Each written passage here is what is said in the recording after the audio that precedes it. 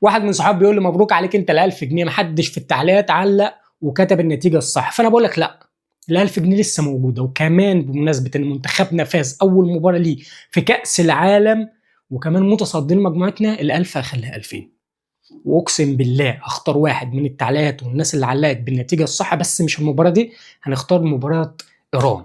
النهارده الاثنين مباراه ايران، يوم السبت باذن الله. باذن الله كده انت معاك 5 ايام او 6 ايام اهو. الناس اللي هتعلق وتكون مشتركه في القناه وتعمل لي شير للفيديو وهعلق بالنتيجه الصح، باذن الله باذن الله هبعت له ال 2000 جنيه قدامكم في الفيديو، مش هتقص من الفيديو ثانيه. الفيديو هيبقى مستمر. لو كذا حد علق بنفس النتيجه هنعمل حاجه من الاثنين، يا اما هناخد الاسامي كلها هنبعتها لشات جي بي تي وهو يختار اسم عشوائي، يا اما هنكتب اساميهم في ورقه وهنعملهم زي كور ونختار واحده قدامكم في الفيديو. اللي انتوا عايزينه قولوا لي ده او ده. وكمان في حاجه عايز اخد رايكم في حاجه، هل ال 1000 جنيه دي او ال 2000 نبعتها لشخص ولا نختار 2 من الكومنتات او نختار 2 من الناس اللي هتعلق ونبعت لكل واحد 1000؟ شوفوا انتوا اكتبوا لي وعرفوني. معاكم من النهارده اهو لحد يوم السبت. تعالوا بقى نتكلم عن الاعجاز اللي حصل. انا نفسي النهارده اشوف واحد بيتكلم على كابتن حسن شحاته. حسن شحاته يا لهوي، روحه حاضره يعني، ربنا يديه الصحه يا رب. كابتن حسام حسن، كابتن حسام حسن واحد من الناس النهارده عمل اول مره او عمل حاجه اول مره في تاريخنا من 90 سنه، من 90 سنه فعليا، من 90 سنه فعليا لحد النهارده ما تاهلناش للدور الثاني او او ما كسبناش مباراه اصلا في كاس العالم. فكابتن حسام حسن اول مدرب وطني يعملها مع منتخبنا المصري، اول وطني وعالمي يعني ما عملناش قبل كده. فين بقى الناس اللي كانت تطلع تقول لك كابتن حسام حسن ما عندوش غير الحماسه والباور وما عندوش خطه ما عندوش تكتيك؟ احنا ما لعبناش كوره، منتخبنا ما لعبش كوره من 2010 لحد النهارده غير مع كابتن حسام حسن. حد يعاركني يعني، حد يطلع يقول لي لا لعبنا كوره مع كيروش ولعبنا كوره مع فلان، حد يطلع يقول لي لا احنا لعبنا كوره مع مدرب فلان؟ مفيش، مش هتلاقي. في لعيبه مع انديتها مش بتدي نفس الاداء اللي بتطلعه مع كابتن حسام حسن. منهم هاني ده انا مستغرب له. يعني محمد هاني انا مستغرب له، انت ايه يا ابني؟ يعني انا نفسي يعني، بس لا لو استمرت زي ما انت كده ممكن تخلع، يجي لك عرض مثلا سعودي ولا حاجه تقول انا ماشي، انا من صغري اهلاوي. بس لا ربنا يكرمك قسما بالله، استمر على اللي انت فيه ده، استمر استمر. احنا طول ما عندنا بقى جناح زيك اقسم بالله انا مطمن، انا مطمن كام سنه لقدام ده، 4 سنين تاني. يعني ربنا يديك الصحة بس وتستمر على نفس المستوى ده. وحاجة تانية وشخص تاني من الناس اللي بص أقسم بالله لو شفت هبوسه، شوبير. تعالى، مش انتوا بتقولوا واسطة؟ كابتن شوبير الكبير، أحلى حاجة عملتها في حياتك إن أنت خلفت مصطفى. والله العظيم بجد. يعني أقولها لك بالبلدي، أجمد حد استغل الواسطة في مصر هو مصطفى شوبير. مش انتوا بتقولوا الناس بتقول ان هو لاعب كرة واسطة؟ انا مبسوط جدا بالواسطه دي. يا ريت كل اللي يستخدم الواسطه يكون زي مصطفى شوبير. يا ريت. حارس بسم الله ما شاء الله، موهوب، مش فكره ان هو ابن حارس، هو موهوب. رد فعل، سرعه رد الفعل، القرارات، بيلعب برجله ممتاز جدا جدا. يعني انت لما تيجي تحط تشكيل، انت بتبني تشكيل مع مصطفى، انت متاكد ان مصطفى هيطلع لك كور من تحت، مش شخص بيطفي الشخص، لا بيعرف يحرك لك يمين يحرك لك شمال، بيعرف يرسى كده ويديك الكرة من تحت، يلعب لك كويس. بس انا كان عندي استفسار صغير. كابتن حسن، كابتن حسام انا اسف تاني، انا مش عارف كابتن حسن شحاته جاي في دماغ الفرحه، متهيألي ان احنا لسه في 2010 2008 اقسم بالله. كابتن حسام، احنا دلوقتي عارفين نيوزيلندا عندها اطوال متخلفه، ليه ما بدأناش بعبد المجيد؟ ليه ما بدأناش بحسام؟ واحد من الناس الاطوال، حسام وربيعه اول ما نزلوا احنا كسرنا العرضيات بتاعتهم، كسرنا حته الاطوال بتاعتهم دي. وتعالى بس، تعالى فين الحكم؟ خد تعالى. انت شفت الولا عمل ازاي في حسام؟ حسام عينه طارت ومفيش حتى فول. ده ايه ايه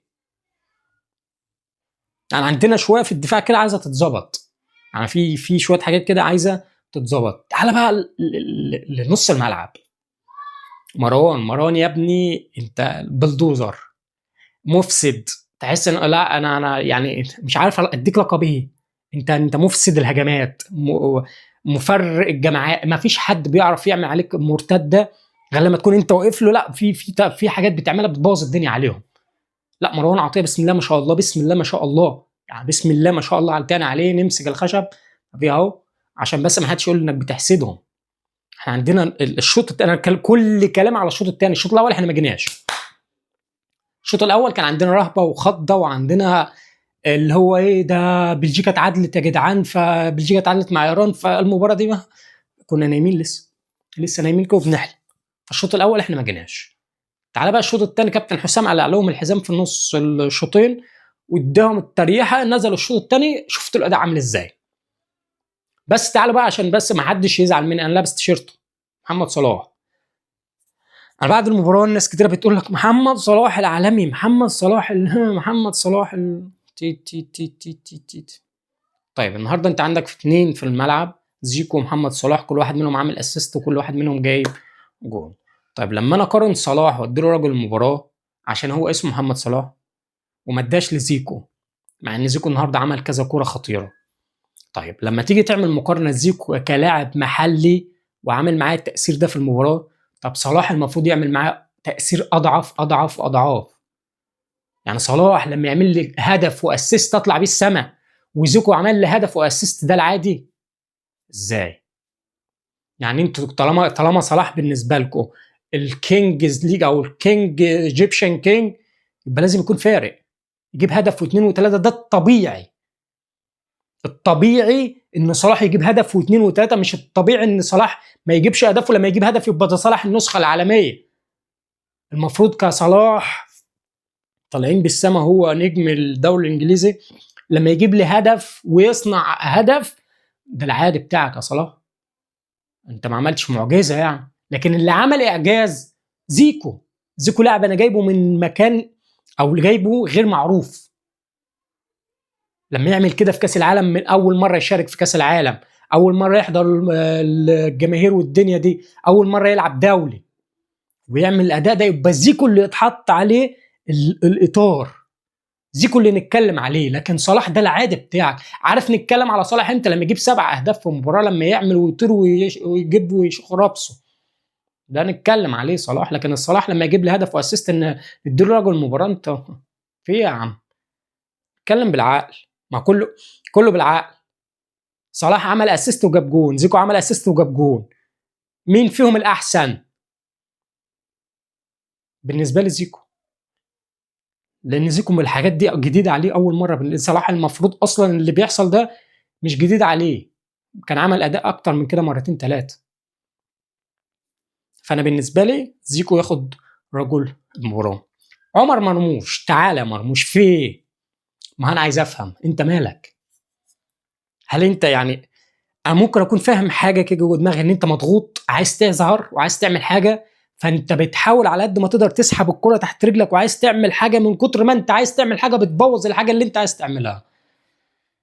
مع ان انت لو استخدمت عقلك شويه، سوري، واتعاملت مع زمايلك احسن من كده وطلعت الكره من رجلك اسرع، انت هتظهر اكتر وباحسن وبصوره احسن من اللي انت ظاهر بيه حاليا. احنا حاليا شايفين نسخه رديئه من مرموش، مع انك بتعمل حاجات كتير في الملعب، بتجري وبتكافح وتخط وتشوط وتعمل، بس نسخه رديئه لسبب ان انت مش بتفنش صح، وفي نفس الوقت في كور بتبقى محتاج ان انت تباصيها عادي جدا وهتيجي جون وما بتعملش كده. فانت في حاجه في دماغك لازم تغيرها، اللي هي عايز تظهر اكتر، العب مع زمايلك. مش لازم عشان اظهر ابقى اناني، العب مع زمايلك هتظهر. العب مع زمايلك يا بوس راسك مرموش، العب مع زمايلك هتظهر والله العظيم بجد. وده هيظهر في المباراه الجايه. المباراه الجايه المفروض ما عليناش ضغوطات كتير، مع ان احنا لازم نكسبها برضه، يعني عشان الناس بس ما تفكرش. احنا دلوقتي عندنا 4 نقط، ونيوزيلندا عندها نقطه، بلجيكا وايران عندهم كل واحد نقطتين. فانت عندك لازم تكسب ايران. انت لو كسبت ايران هيبقى عندك 7 نقط، هتصعد اول مجموعه. طب لو انت خسرت من ايران، ايران هيبقى عندها 5 نقط، وبلجيكا كده كده هتكسب نيوزيلندا. بلجيكا يبقى عندها 5 نقط، يبقى بلجيكا 5 نقط وايران 5 نقط، انت هيبقى عندك 4 نقط، هتصعد توالت. هتحط نفسك في حسبة بيرما، هتبقى مستني بقى ان هم اللي يختاروك. عارفين؟ عشان الناس بس اللي كانت بتقول احنا ضمننا الصعود بنسبة 99%، لا يا حبيبي، لا يا ابوي، انت عندك 4 نقط. بلجيكا وايران عندهم كل واحد نقطتين.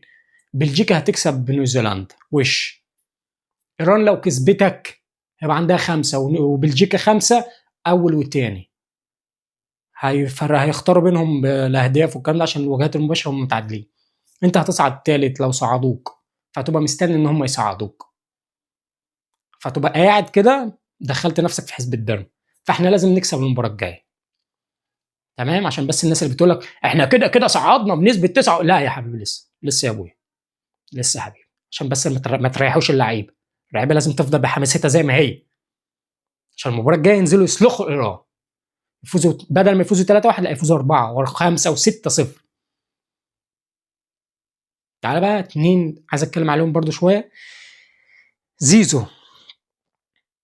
زيزو انا عذره يعني. الحاجات دي المفروض اصلا كان المفروض يكون متعود عليها، بس هو عشان جاي من نادي تعبان شويه. يعني هو جاي من الزمالك، مش واخد على الاجواء دي، وراح الاهلي متعثر مع الاهلي شويه، فما راحش الاجواء العالميه لسه. يعني هو لو في الاهلي بقاله كام سنه كنت هتلاقيه بيعمل حاجات في المباريات دي ملهاش اي يعني، ملهاش حل، عشان هو لسه ما خدش رجله، ما خدتش مع الاهلي كتير قوي، فلسه ما خدش على اجواء. ففي كرة زيزو عملها، هو كان هيكتب اسمه في التاريخ بحروف من ذهب لو جت بالشكل اللي هو عايزه، بس اتقلبت عليه وانقلب السحر على الساحر. لم الحارس والجون فاضي، اشوط لا، وقفت على الكرة ما شوطش. وقفت على الكرة، في لاعب عمل سبرنت وفي حارس عمل سبرنت ما شوطش. لو انا ابن رونالدينو عاملها شيب من فوق ماشي، شيب حلوه كده، لكن انا ما يبقاش الحارس قدامه واللاعب مدافع وراه واخبطها في رجله. حلك الوحيد طالما وقفت في مكان زي ده، ارجع باصي. مش ارجع انت، لا باصي. حمزه عبد الكريم كان وراك. تعالوا بقى لحمزه. حمزه عبد الكريم كل مباراه بيثبت ان هو لا، عنده قوه بدنيه كويسه جدا، وتمركزاته حلوه جدا، ولاعب ما عندوش خوف. كل الموضوع ان هو عايز وقت، ياخد وقت اطول شويه، وان شاء الله ده اللي هيحصل في مباراه ايران، نخلصها من الشوط الاول باذن الله وياخد الشوط الثاني كله. شوف حمزه ده هيعمل ايه. حمزه عنده الجامب بتاعه حلو جدا، توجيه الكره كويس جدا، طوله مساعده في الموضوع ده، الالتحام بتاعه حلو جدا جدا مع اي مدافع بيلعب عليه. فاحنا عندنا منتخب جامد جدا، منتخب كتب التاريخ. اول مباراه نكسبها في كاس العالم من 90 سنه على ايد الجيل ده. الجيل ده حقق حاجه، المفروض الاجيال اللي بعدها تعمل حاجه احسن. ما نقفش بقى هنا، تمام؟ عايز اشكر كل الناس اللي شاركت في الموضوع ده. وش انا مش هخجل من حد. اللي هيطلع ينتقد شوبير، ينتقد حمزه عبد الكريم، ينتقد كابتن حسام حسن، انا هقل منه في التعليقات، في فيديو هديله لما يشبعه. ليه؟ لان هو يبقى شخص ما عندوش انتماء، هيبقى شخص مش مصري عامه. زي مجموعه ولاد 60 في 70 بيشجعوا اي فريق قدام مصر. مصريين والله، المفروض مكتوب لهم في البطاقه مصريين، بس هم اولاد 60 في 70 يعني.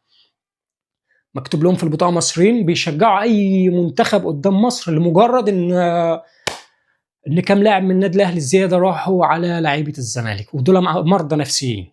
دول مرضى نفسيين، يعني دول مش ما يشجعوش كوره، ده اسمه مرض نفسي.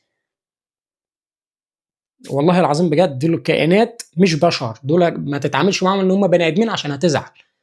لازم تتعامل معاهم ان هم كائنات مش بشريه، عشان تعرف ان دماغهم دي مش طبيعيه. فألف ألف ألف ألف مليون مبروك. أنا عارف إن الفيديو ده اتأخر، بس والله عندي شغل وكده. المهم لو وصلت لحد هنا ما تنساش ان في مسابقة معمولة، لو تنزل تعلق على الفيديو ده دلوقتي بنتيجة مصر وإيران إن شاء الله بإذن الله. والفيديو ده والفيديوهات اللي بعدها أنت معاك لحد يوم السبت. أي فيديو هينزل بعد الفيديو ده تقدر تعلق عليه بتوقعك لنتيجة مصر وإيران، وبإذن الله هكتب كل الناس، واللي هيكسبوا معايا أو اللي هيكتبوا نتيجة المباراة بتاعت مصر وإيران صح هعمل لهم قرعة وهنختار القرعة مع بعض، واللي هيكسب بإذن الله هياخد 2000 جنيه أو 2 هياخدوا كل واحد 1000 جنيه. ولو وصلت لحد هنا ما تنساش تعمل اشتراك في القناة وتعمل لايك لاخوك. السلام عليكم.